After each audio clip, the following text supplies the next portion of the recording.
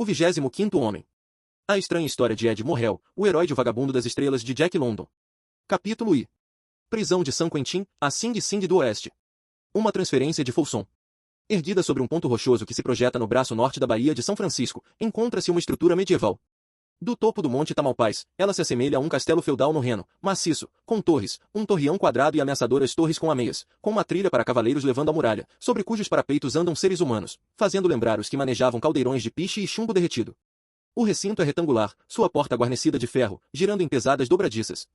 Ocupa uma posição estratégica, impenetrável de todos os ângulos, sombria, ameaçadora, uma visão impressionante, mesmo quando suavizada pela névoa branca da baía. À medida que se aproxima, a trilha torna-se uma estrada, com parapeitos, muros guarnecidos por guardas armados com armas modernas, e torres, os pontos de vantagem da defesa. O que parecia ser o torreão do senhor ou barão é apenas o prédio da administração, a porta guarnecida de ferro um portão de pedestres, e assim por diante, até que o castelo feudal, cada vez mais severo, revela-se como San Quentin, uma das maiores prisões do continente norte-americano. No portão de pedestres, a semelhança feudal termina. Uma vez lá dentro, San Quentin, como o nome sugere, é espanhola. As 4 celas. As casas das celas são longas, baixas e achatadas, agrupadas em linhas paralelas com 4 fileiras de profundidade, de frente para os alojamentos do capitão do pátio. Há também um pátio interno, com fontes e uma grande variedade de arbustos. San Quentin, na época sobre a qual escrevo, após quase meio século de existência, já havia feito história como uma prisão notoriamente assassina, desumana, terrível, com suas próprias pedras do calçamento erguendo-se como acusadoras silenciosas contra as brutalidades chocantes ali cometidas em nome da lei, contra vítimas indefesas. O visitante, não sendo permitido ir além da varanda do prédio da administração, onde podia desfrutar do jardim, do ar perfumado pelas flores e de um silêncio que para ele não era opressor, geralmente acreditava ter vislumbrado uma cena idílica, quase utópica. Como poderia ele penetrar no que estava além? Como poderia conhecer o verdadeiro San Quentin, um lugar sinistro, negro como o inferno, um vulcão, um caldeirão em brasas expelindo vapores devastadores, venenosos e consumindo tudo? Ele não podia entrar, e como poderia perceber que até mesmo as janelas do departamento feminino, voltadas para o jardim, estavam pesadamente cobertas com tinta opaca e pregadas, para que as internas, famintas de alma, não pudessem ver suas flores nem respirar seu perfume? Ele nunca visitava o curral, um cercado não maior que um quarteirão de cidade pequena, onde 1900 condenados eram amontoados como gado nos matadouros de Chicago, durante as horas que não eram dedicadas ao trabalho exaustivo na fábrica de juta. Não havia como ele descobrir que todos os tipos, raças, credos e cores, homens bons, homens maus, homens fortes, homens fracos, corrompidos e corruptores, morais e imorais, saudáveis e doentes, rapazes de olhos vivos recém-saídos da adolescência e homens marcados por todas as doenças imagináveis, todos se comprimiam, ombro a ombro, tão perto daquele jardim encantador sobre o qual os proscritos jamais poderiam lançar o olhar. O visitante, naturalmente, desconhecia a névoa fétida e os odores sufocantes e nauseantes do curral. Ele nunca poderia ter imaginado que, cercado por água por todos os lados, dentro houvesse escassez dela. Se tivesse imaginado isso, certamente acreditaria que, anos depois, o diretor, com gosto por novidades, havia resolvido o problema ao construir um tanque de natação de aproximadamente 3 por 6 metros. O visitante ouvia rumores de que esse luxo teria custado aos contribuintes cerca de $25.000, e aí terminava seu conhecimento. Jamais poderia saber que sua popularidade desaparecera imediatamente após a grande inauguração, que os confinados de San Quentin perceberam tratar-se mais de um tanque de contaminação do que de um meio de promoção à saúde, sendo forçados a retornar ao tradicional esquadrão do balde, aqueles que se lavavam o faziam dentro de suas próprias celas, enquanto os odores do curral continuavam tão sufocantes como sempre. Assim, depois de olhar para o jardim florido a partir da varanda, o visitante ia embora acreditando ter conhecido uma grande prisão, satisfeito de que as condições internas eram ideais. A maioria das instituições é investigada dessa forma, talvez acompanhada de um bom jantar na casa do diretor, servido aos profissionais da branqueação oficial. Para um estudioso da penitenciária, San Quentin certamente representava uma estranha mistura de insanidade e paternalismo indulgente, sob o pretexto barato de um sistema, com a força bruta e a ignorância ditando regras e regulamentos. Somente esse estudioso talvez percebesse que 1900 homens estavam aglomerados num espaço imundo e fétido, mal dimensionado para abrigar confortavelmente 500, que tudo ali era insalubre, que espancamentos por guardas desumanos eram rotina, que os prisioneiros eram colocados uns contra os outros até que o bom fosse destruído pelo mal, e que o silêncio imposto era opressivo e antinatural, produzindo um estado mental anormal. Como a maioria das prisões, San Quentin era regida por um sistema de estupidez cega, e foi assim que a encontrei. Estava sozinho, refletindo sobre essa exata situação, quando alguém se aproximou de mim. A mesa era servida 21 vezes por semana. Os odores da carne, comprada pelo departamento de abastecimento por meio de um esquema de conluio com licitantes políticos favorecidos, fariam até um cachorro saudável embrulhar o estômago, quando seus pedaços. O Estado. Suas ferramentas eram os animais de estimação da prisão e os dedos duros, que emprestavam a coloração adequada à imagem apresentada ao mundo exterior. A primeira noite do motim havia passado em San Quentin. O efeito produzido sobre os representantes da imprensa foi positivo. Delegações de cidadãos que tinham vindo às pressas para San Quentin a fim de entender de perto a natureza do problema mantinham-se a uma distância segura do perigo fervilhante dentro dos muros. Muitos deles estavam agrupados ao redor do diretor, com rostos pálidos, horrorizados com a gritaria ensurdecedora. Ainda assim, o diretor não estava satisfeito. Ele queria mais gente participando da confusão. O horrível tráfico de ópio florescia por toda a prisão naquele momento e, na segunda noite, prisioneiros informais e de confiança passavam pelas fileiras de celas fornecendo a droga aos irresponsáveis e a todos os outros detentos que pudessem ser tentados a consumi-la. O barulho e o tumulto aumentavam constantemente. Grupos de xerifes de condados vizinhos foram convocados às pressas e acamparam nas encostas para proteger a prisão contra uma possível fuga. Os sons podiam ser ouvidos a quilômetros de distância, e o público desavisado fazia excursões de barco até Pointe San Quentin para ouvir, com espanto, essa exibição de rebelião aberta na maior instituição penal do estado. A sociedade ultrajada ficou atônita, perguntando-se o que aqueles terríveis condenados fariam em seguida, com pena e simpatia pelos servidores políticos do estado. No terceiro dia, muitos dos prisioneiros estavam enlouquecidos pelo entorpecente, atiçados à ação pelos assistentes de uniforme azul do diretor. Ao pandemônio insano, acrescentaram destruição. Homens medianamente decentes tornaram-se selvagens que balbuciavam, clamando por vingança, golpeando cegamente objetos inanimados, tentando estrangular companheiros de cela infelizes e derrubando todas as barreiras da decência. A equipe de redatores especiais ainda cercava o diretor, cutucando-o com perguntas direcionadas. Eles não tinham permissão para entrevistar nenhum dos prisioneiros da prisão propriamente dita, apenas os dedos duros, que haviam sido preparados com histórias oficiais para reforçar a lamentação do diretor. O diretor ainda encenava. De tempos em tempos, ele se levantava nervosamente da cadeira giratória, andando de um lado para o outro diante de seus impassíveis inquisidores. De vez em quando, corria até uma janela, abria o caixilho com força e, teatralmente, apontava com a mão na direção dos grandes pavilhões de celas, de onde vinha o barulho mais insano já ouvido na história de qualquer instituição penal. Aí, gritava repetidamente, ouçam isso. Digam-me, vocês que acham que sabem tanto sobre essa bobagem chamada amor fraternal e bondade, digam-me como pretendem aplicar tais métodos com feras como essas. Ora, meu Deus, homens, vocês não entendem? Eles os despedaçariam como uma matilha de lobos raivosos. Aqui está a resposta para os malditos reformadores das prisões, continuou o diretor, com grande indignação. Aqui está a resposta para aquelas mulheres piegas, sentimentais, intrometidas, que vêm pregando sobre mimar criminosos, essas feras malignas, violadores da lei. Eu tentei agradá-las, e agora a situação chegou a tal ponto que nem mesmo nossas vidas, nós que servimos ao Estado, valem uma moeda furada. Eis aqui os resultados de sua agitação pública desmoralizante. Se não tivessem se oposto à minha política de mão de ferro para com tais bestas, essa exibição vergonhosa nunca teria acontecido. O velho diretor, experiente na política e na malandragem, encerrava suas palavras finais que deveriam ser transmitidas ao público, e o barulho vindo das alas das celas apenas reforçava seus argumentos. Imaginem, senhores, na semana passada esses criminosos desordeiros tiveram a audácia de me exigir travesseiros de penas para substituir aqueles de palha prescritos por lei para todas as instituições penais do país. O diretor zombou, e então caiu na risada. O motim de San Quentin durou 14 dias. Os amotinados contratados haviam se consumido e estavam em estado de torpor. Reinava o silêncio. O beco dos garotos estava lotado e o excedente foi colocado nas masmorras. Por 13 longos dias e noites, esperamos saber o desfecho, lutando contra a doença, a fome, o frio e até a morte. No 14º dia, ainda nu, fui arrastado para fora da câmara do horror, me deram um velho par de calças e uma camisa, e, descalço e sem chapéu, fui levado diante do diretor e de um quórum da Junta Estadual de Comissários Prisionais. Ele é o líder, gritou o diretor. Tenho todos os fatos em minha posse. Ele é o 25º homem da transferência de Folsom. Senhores desta junta, eis aqui o cérebro do motim. Ele começou toda essa confusão. De que adiantavam minhas declarações de inocência diante da palavra de um tirano, um homem completamente desprovido dos princípios mais básicos de justiça ou decência, um homem que não hesitaria em jurar falsamente para tirar a vida de uma vítima inocente, apenas para justificar sua administração podre e notoriamente desastrosa da segunda maior prisão do continente norte-americano. Embora fraco por falta de sono e fome, com meu corpo mirrado mal conseguindo se manter em pé, tentei debilmente me defender contra as acusações covardes do diretor, alegando que, se me dessem uma chance, eu poderia provar que minha conduta durante toda a situação havia sido exemplar, e mais, que eu havia sido diretamente responsável por salvar vários milhões de dólares em equipamentos do Estado, sem mencionar meus esforços para ajudar a manter a paz. Então me silenciaram. Não me permitiram me defender, nem apresentar testemunhas. Confinamento solitário, perda de todos os privilégios. As palavras me atingiram como uma bala de canhão. Se eu não fosse um condenado à prisão perpétua, sem dúvida muitos anos teriam sido adicionados à minha sentença original, como aconteceu com Happy Jack e os outros que haviam se sacrificado tão bravamente por um motim ordeiro e pela proteção dos bens do Estado. Após minha liberação do solitário, tornei-me alvo fácil para qualquer dedo duro que quisesse ganhar favores com os oficiais. Eles estavam sempre prontos a ouvir histórias sobre o 25º homem da transferência de Folsom, o homem que liderara o motim de San Quentin. Daquele momento em diante, minha vida se tornaria um longo cerco de tortura. Foi então que o notório Sam Harry chegou à prisão. Eu era um homem marcado, e, pela fatalidade dos fios emaranhados da minha vida prisional, feito sob medida para ele. Sam Harry era um falsificador e bígamo, conhecido internacionalmente, um homem que havia cumprido várias penas, um dedo duro informante dos colegas de cela desavisados. Minha primeira impressão foi de repulsa total por ele. Com o tempo, isso foi parcialmente superado por seu comportamento polido e aparente interesse por mim. Eu sabia pouco sobre sua história anterior, e sua aparência cadavérica combinada com o ar de quem havia sofrido uma grave injustiça ajudou a suavizar minha antipatia. Além disso, ele deixava claro que faria qualquer coisa para fugir da prisão antes de cumprir sua pena, e, ansiando por liberdade também, concebia um plano. Em menos de 2 meses, por seus modos astutos e pequenos serviços como dedo duro, ele havia sido nomeado assistente do capitão como escriturário particular. O resto será fácil agora, sugere. Essa velha administração logo chegará ao fim. Haverá um novo diretor e, por um tempo, confusão. Há um sujeito aqui que falsifica tão bem quanto você, e, por segurança, ele fará parte do trabalho. Também há 2 amigos além dele que eu gostaria de tirar daqui. Você pode conseguir nossas fichas criminais. Ele fará as falsificações, mudando o tempo de pena e as datas, para que todos sejamos liberados de forma regular, dentro de alguns meses após a chegada dos novos oficiais.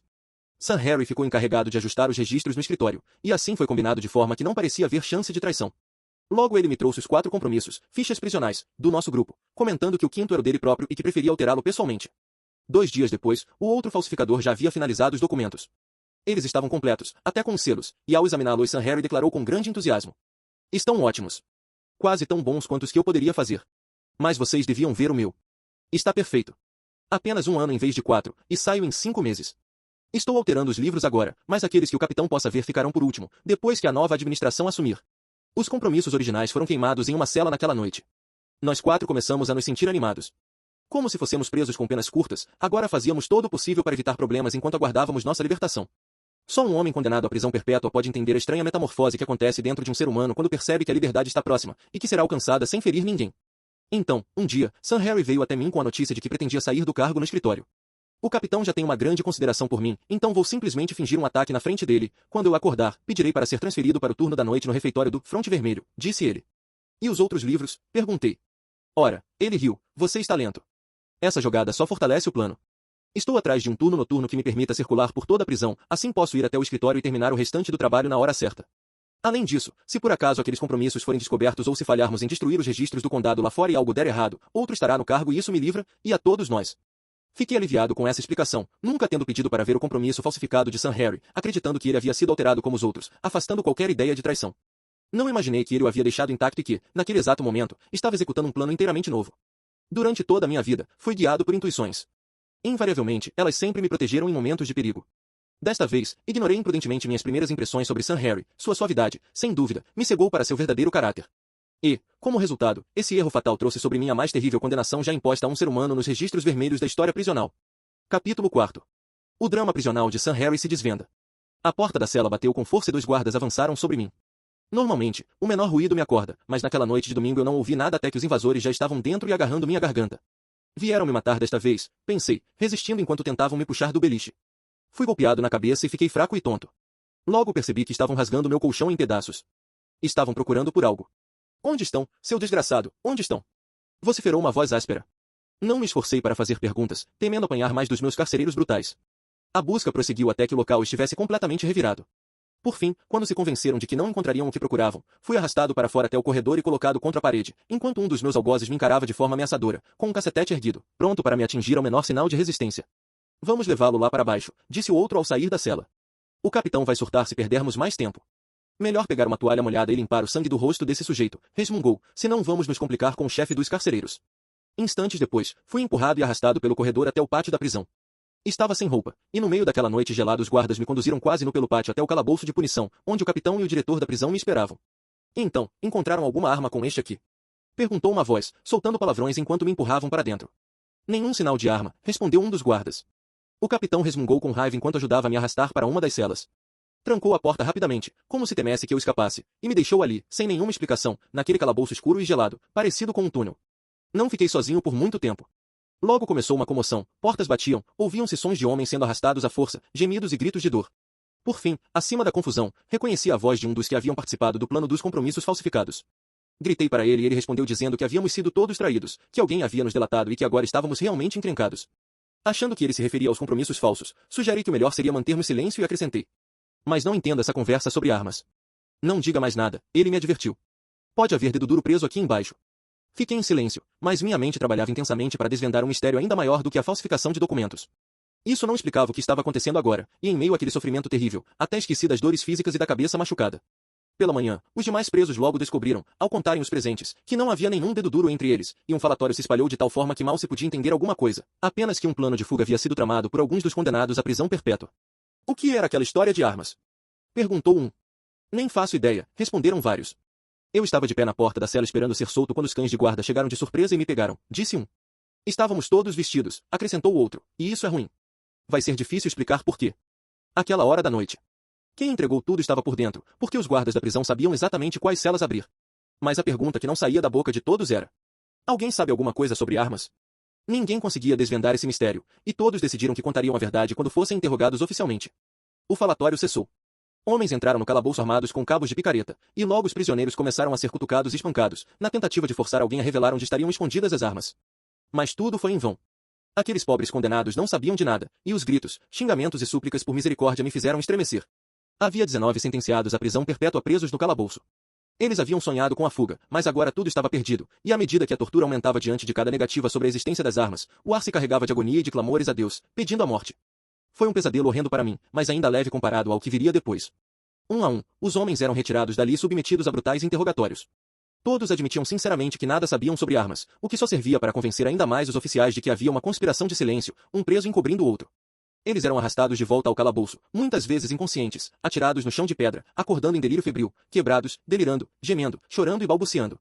Fui o último a ser espancado, e a consciência do sofrimento dos que me antecederam me causou mais dor real do que se tudo tivesse sido infligido a mim desde o início. Fui arrastado para fora, e pela segunda vez na vida experimentei a sensação de ter cadeiras quebradas pelo impacto do meu corpo ferido, de desmaiar e ser reanimado, não para ser questionado sobre os fora da lei da Califórnia dessa vez, mas para ser intimado a entregar armas das quais eu nada sabia. Se armas realmente existissem, não haveria razão para eu ter suportado tal tormento. Revelar esse segredo não prejudicaria ninguém, já que os oficiais insistiam que só eu havia escondido armas de fogo na prisão. No entanto, para eles, minha negativa era apenas teimosia, e assim o suplício continuou até que, vencido, meu corpo já não resistindo à tortura, fui arrastado de volta à cela do calabouço, onde tive que me recuperar para a próxima sessão de espancamentos. Quando recobrei os sentidos, meus companheiros ainda estavam sendo torturados, alguns levados novamente para novos castigos, enquanto outros eram retirados dali em estado de loucura. Sempre que os oficiais entravam, paravam na minha cela e perguntavam se eu já estava pronto para contar sobre as armas. Passaram-se 36 dias, e dos 19 confinados no calabouço restava apenas eu. Decidiram que só eu sabia onde as armas estavam escondidas e que me fariam confessar. Era inútil tentar argumentar. Mesmo quando eu explicava que estar dormindo, nu em minha cela, no momento em que abriram a porta, provava que eu não participava do plano de fuga, a resposta era um comentário sarcástico de que eu era mais esperto que os outros e não quis correr o risco de ser pego vestido. Mais de um mês de interrogatórios, tortura e escuridão no calabouço eu suportei, e então veio meu julgamento diante da junta de comissários da prisão, um tribunal arbitrário cujas decisões eram irrecorríveis. A fumaça forte dos charutos na sala do tribunal me deixou tonto e enjoado, e várias vezes durante o longo julgamento quase desmaiei enquanto me pressionavam e bajulavam para obter informações sobre armas que, até onde eu sabia, simplesmente não existiam. O inquisidor-chefe do tribunal me atacava insistentemente, afirmando que eu havia enterrado as armas dentro dos muros da prisão, tudo em vão. Defendi vigorosamente minha inocência contra uma oposição quase insuperável. É verdade que aquele tribunal acreditava sinceramente em minha culpa e não poderia ser censurado pela postura hostil que adotará, pois, se armas tivessem mesmo sido plantadas. Estar promovido, deve ter pensado o capitão. Afinal, a administração da prisão estava chegando ao fim, e se ele pudesse expor um grande plano de fuga noturna, certamente isso o colocaria em destaque. Dentro dos muros da prisão, todas as vidas dos homens livres estavam em perigo, ou assim se dizia. Por fim, levado ao desespero e como um animal selvagem acuado, exigi, como um ato de justiça comum, que eu fosse confrontado com meu acusador. Silêncio. Os membros do tribunal sussurraram entre si, e então o presidente respondeu, com tom brando, que fora o diretor da prisão de San Quentin quem preferira as acusações contra mim. Como um raio de luz perfurando uma nuvem escura, caiu sobre minha mente atordoada a certeza de que alguém havia me incriminado, e que o diretor da prisão estava protegendo o verdadeiro delator. Havia intrigas no ar, complôs e contracomplôs, e eu era o escolhido para o sacrifício. Então, o tribunal fez uma oferta de misericórdia. Preso 16.766, se você entregar as armas de fogo, receberá apenas uma punição leve. Recusar esta oferta de clemência estendida a você pelo tribunal significará perder sua última chance. Permaneci estoicamente em silêncio, sem saber o que fazer. Eu não podia entregar armas que não possuía, e tampouco conseguia convencer aquele tribunal insensível da minha inocência. Minha última esperança havia desaparecido. Lentamente, o juiz-presidente pronunciou a temida sentença. Confinamento solitário pelo resto da sua vida. Um silêncio profundo tomou conta da sala do tribunal. Velhos jornalistas calejados olharam uns para os outros, atônitos. Nenhuma palavra foi dita. Eu não tinha armas para entregar. Elas não existiam. Eu havia sido incriminado e, como o impacto de uma bala, a terrível sentença de viver o resto da vida num calabouço solitário em San Quentin caiu sobre mim. Minha sentença original era prisão perpétua, agora, prisão perpétua em solitária, 2 sentenças de vida, vida sobre vida. Qualquer esperança que eu ainda nutria como sentenciado à prisão perpétua foi extinta. Daquele ponto em diante, meus dias até a morte seriam arrastados na monotonia sombria de uma cela de calabouço. Inocente, mas condenado à morte. Na verdade, eu só fui saber de todos os detalhes do porquê havia sido sentenciado à escuridão algum tempo depois. Sam Harry foi levado à solitária e trancado numa cela próxima à minha. Foi por pouco tempo, mas o suficiente para que eu compreendesse toda a extensão da armadilha. Ele havia conseguido o cobiçado trabalho no Red Front. Nunca havia mudado sua própria sentença, mas enquanto fingia colaborar comigo no plano de compromisso, convenceu os outros sentenciados à prisão perpétua de que ajudaria na fuga. Inicialmente, esses prisioneiros experientes e desconfiados recusaram suas investidas. Para provar sua boa-fé, ele sugeriu que conseguiria um emprego noturno no Red Front e que também roubaria drogas para dopar um guarda, tudo para demonstrar como seria fácil realizar a fuga na noite combinada. Sam Harry perdeu o interesse pelo plano de compromisso assim que garantiu o cargo desejado, mas astutamente manteve-me na ignorância de suas verdadeiras intenções, bem como de seu conluio com os demais prisioneiros para uma fuga noturna. Por outro lado, ele havia informado ao capitão do pátio que alguns presos estavam planejando escapar, que haviam confiado nele, e que fingiria ajudá-los enquanto reunia informações. A intriga, a traição. Todo o plano era tão infernalmente absurdo em sua concepção que, se eu não estivesse condenado à solitária perpétua, teria rido alto, por mais terrível que fosse. Era quase cômico imaginar que aquela criatura doentia, viscosa, um bigamista e falsário, pudesse interpretar tantos papéis com tamanha ousadia e ainda assim escapar impune. É claro que o capitão viu nisso uma oportunidade de ouro. Com a administração da prisão prestes a mudar, ele poderia se destacar revelando um grande plano de fuga. O Varden me destruirá. Você arruinou tudo. O capitão estava fora de si. Mas Sam Harry, com sangue frio e um brilho perverso nos olhos, respondeu. Calma, capitão, tudo está sob controle. Era preciso que a história parecesse real, lembra? Não há melhor bode expiatório que Morrel. Ninguém vai suspeitar de mim. Sam Harry havia arquitetado tudo para que a falsa entrega de armas parecesse convincente aos olhos do capitão e incriminasse um inocente. A caixa entregue continha apenas tabaco, mas com a ajuda do dedo duro da cozinha, o simples gesto do guarda entregando o pacote foi transformado em prova de um plano de fuga armado. A cada passo, Sam Harry reforçava sua posição como salvador da administração, manipulando todos ao seu redor com uma frieza calculada. Agora, ele havia lançado a última peça do seu jogo cruel, envolveu Morrel, alguém completamente inocente, num falso plano de fuga com armas inexistentes. O capitão, apavorado com a perspectiva de não encontrar as armas que supostamente deveriam estar no pátio, viu-se forçado a agir. Leve-me até o local agora! Exigiu, respirando com dificuldade, como se quisesse evitar o colapso total de sua carreira. Mas Sam Harry hesitou, mantendo-se em silêncio por um momento, como se calculasse o próximo movimento. Cada segundo parecia uma eternidade. Afinal, o jogo estava quase terminado, e ele sabia que estava prestes a entregar Morrel à solitária, ou pior. Tudo isso por vaidade, desejo de poder e por um papel teatral que lhe permitia ser vítima e herói ao mesmo tempo, enquanto destruía vidas em sua teia de mentiras. Assim se desenrolava mais um capítulo da trama perversa que condenou inocentes à morte em vida, dentro dos muros silenciosos e impiedosos de San Quentin. Pelo Eterno, vou mandar-te fuzilar, nem que isso me custe a vida como sacrifício. Saia na minha frente, rápido, e me mostre o caminho o mais depressa que puder. Aparentando uma expressão alarmada, Sam Harry se desculpou. Deus, capitão, você não entende?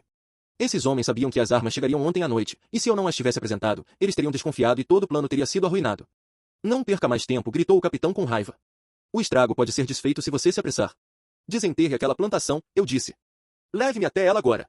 Que diabos você queria dizer, afinal, ao esconder as armas no pátio de baixo? Sam Harry parecia dominado pelo pesar enquanto saía do escritório cambaleando, fazendo um espetáculo dramático a caminho do pátio inferior, seguido de perto pelo capitão. Meu Deus, sofregou ele, examinando o chão, elas sumiram. Não me castigue. Eu não quis causar mal nenhum. Que imaginação diabólica.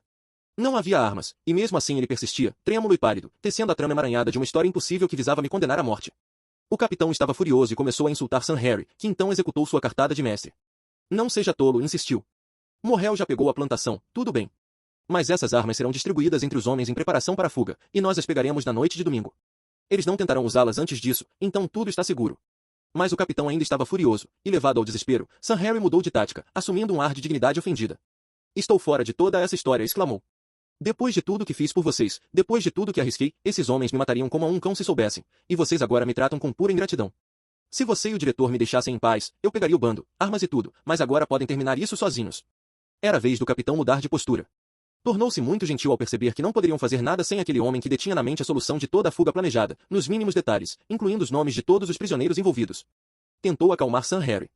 Só continuarei com uma condição, respondeu Harry finalmente, ao perceber que havia conseguido o efeito desejado, que é receber um perdão assim que tudo acabar, porque minha vida nesta prisão não valeria um centavo.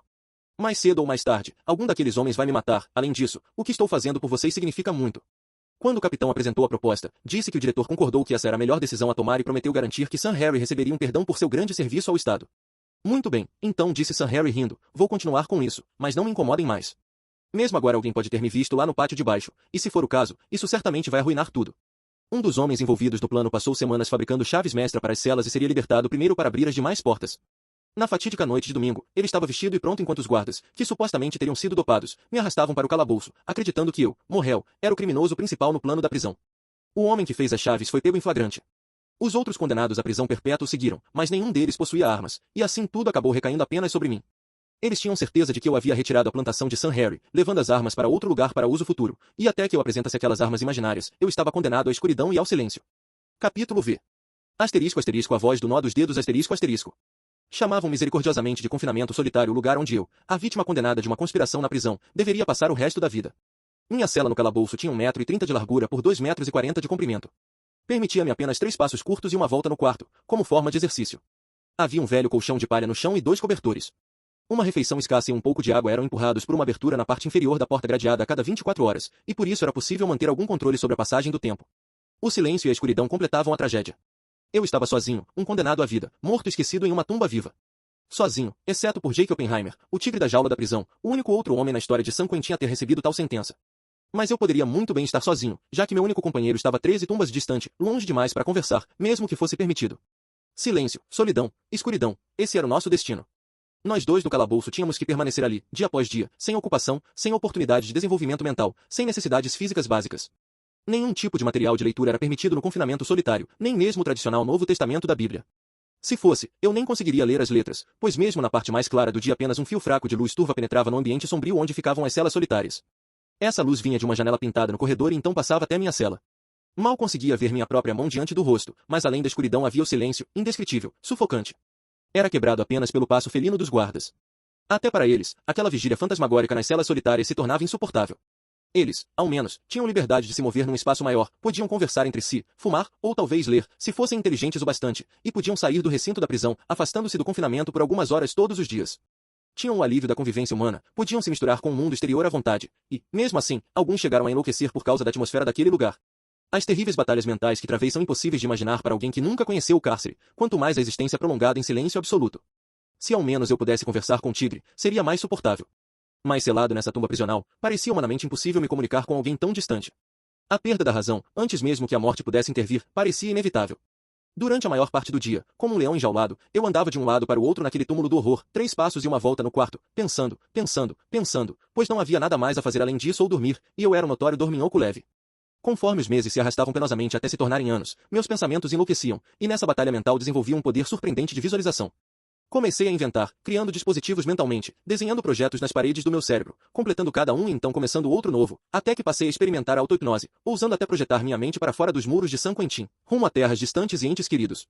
A partir disso, mergulhei num sistema de irrigação, evocando das aparentes profundezas do nada vários métodos já tentados desde as primeiras lutas do homem primitivo com a terra. Por meio dessa pesquisa extraordinária, desenvolvi um sistema de irrigação por aspersão que se aproxima, tanto quanto possível, a uma chuva natural. Esse sistema é utilizado com sucesso atualmente em regiões áridas dos estados do extremo oeste. Um nevoeiro mental cobria minha mente de tempos em tempos. Então, tudo se apagava. Agora, em desespero, voltei-me para uma nova forma de estímulo e logo descobri que sentia grande alívio ao jogar damas, visualizando ambos os lados do jogo com tanto prazer e competição quanto se estivesse frente a frente com um adversário real. Certa vez, algumas moscas entraram do lado de fora. Durante a parte mais clara do dia, quando o sol estava alto, um raio de luz errante passava pelo corredor através da janela pintada da grande sala do confinamento solitário, e então, seguia ao longo da parede da minha cela. Era um ponto luminoso, após fazer amizade com as moscas, descobri uma nova forma de aliviar o peso das longas horas. Comecei a estudar nossa muito desprezada mosca doméstica, descobrindo muitos traços que me pareceram surpreendentes. Ela era quase humana, sensível ao prazer e à dor. Minha audição estava normalmente aguçada, o que me permitia detectar sons quase inaudíveis. Os zumbidos registravam diferentes graus de emoção. A revelação era maravilhosa. Para minha mente rudimentar, parecia sobrenatural.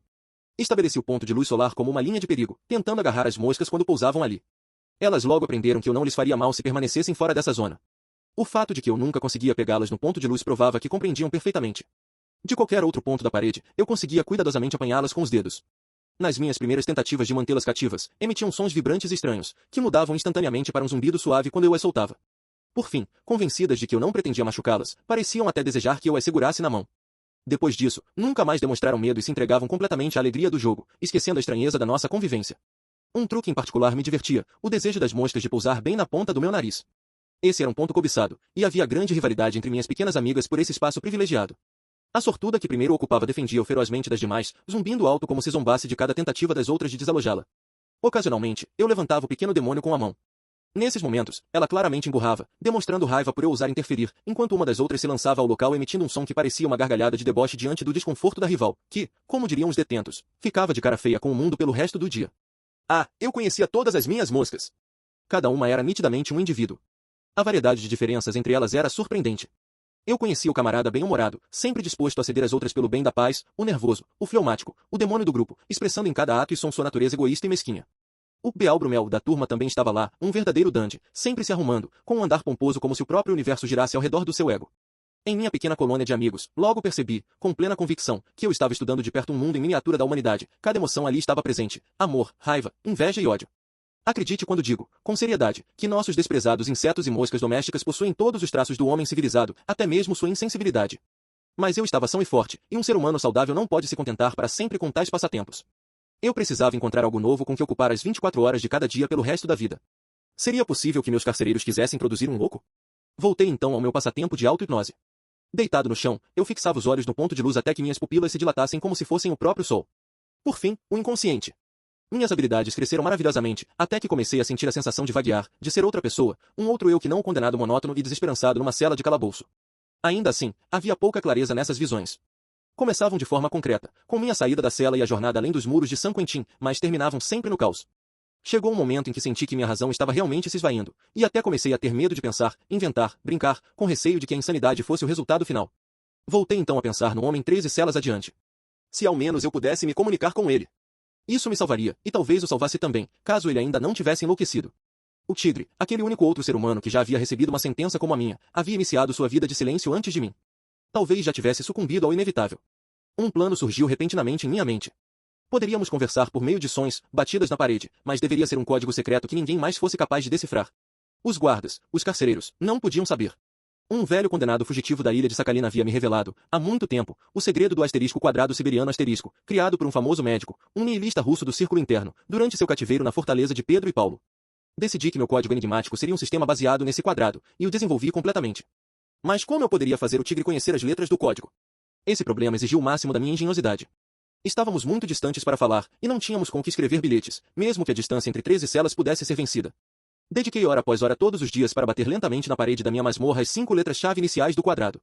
Ocasionalmente, uma resposta em batidas vinha da parte dele, indicando claramente que ouvia, mas apenas confirmando que meus esforços eram inúteis, pois ele não conseguia compreender o código.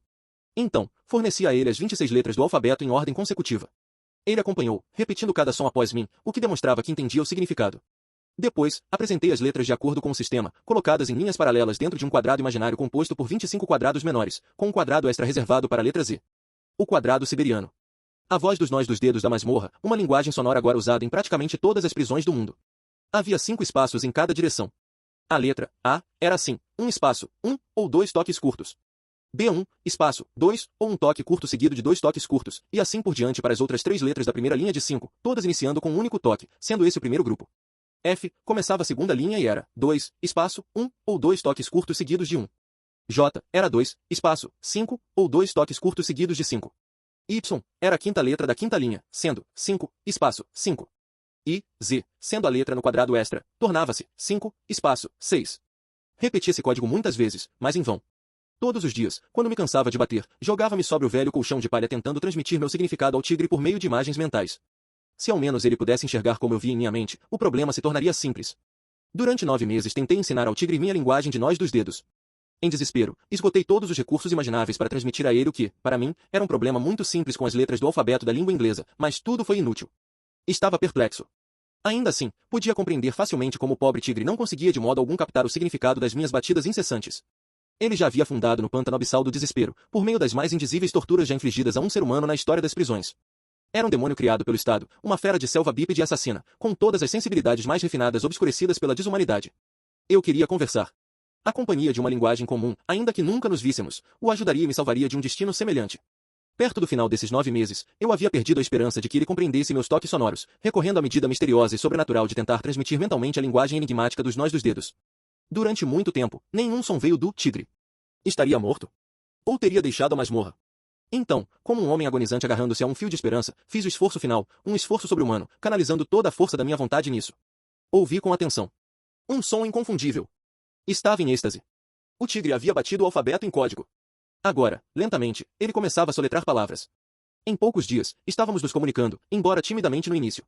Tudo, e que as fantasias de quem sofre a perda me fizeram pensar que eu poderia me comunicar com ele dessa forma. Nunca lhe ocorreu, perguntei, que nas minhas batidas repetidas com as 26 letras havia algum código por meio do qual poderíamos nos comunicar com compreensão. Não, respondeu ele, eu não conseguia entender nada até agora. Veio como um lampejo, uma visão, a imagem de um quadrado pareceu fotografada na parede, formado por 25 pequenos quadrados em linhas de 5 cada um, contendo as letras do alfabeto e mais uma para o Z, a 26ª. Se não fosse por esse lampejo, acho que nunca teríamos conversado. Fiquei imensamente satisfeito, não apenas porque agora podíamos conversar, mas porque a imagem que ele teve do código dos nós dos dedos provava que meu primeiro experimento real de telepatia mental com um tigre havia sido bem sucedido. E eu sabia que, uma vez que nossas mentes estivessem em sintonia, alcançaríamos resultados maravilhosos. Ainda assim, por ora, eu devia me contentar com a conversa por toques. Esse sistema de transmissão da palavra não falada resolveria uma das situações mais difíceis da minha vida e ajudaria a passar o tempo nesse período antes que eu descobrisse as coisas maiores ocultas dentro da mente humana.